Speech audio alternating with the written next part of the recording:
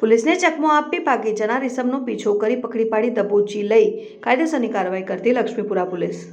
વડોદરા શહેરના police commissioner Shri Narsinh Kumar સાહેબ તથા સંયુક્ત પોલીસ કમિશનર ડોક્ટર લીના પાટીલ સાહેબ તરફથી શહેરમાં દારૂ અને જુગાર સંબંધિત ગુનાઓ શોધી કાઢવા સૂચના કરેલ હોય, જે આધારે નાયબ police commissioner zone 1 Shri Manjita Vanzara સાહેબ તથા મદદનીશ police commissioner B division Shri R D. Kavas સાહેબ નાઓના સીધા માર્ગદર્શન હેઠળ તેમજ લક્ષ્મીપુરા પોલીસ સ્ટેશનના પોલીસ ઇન્સ્પેક્ટર એમ.ડી. ચૌધરી સાહેબની સીધી દોરવણી હેઠળ લક્ષ્મીપુરા પોલીસ સ્ટેશનના સ્ટાફના માણસો પેટ્રોલિંગમાં હતા।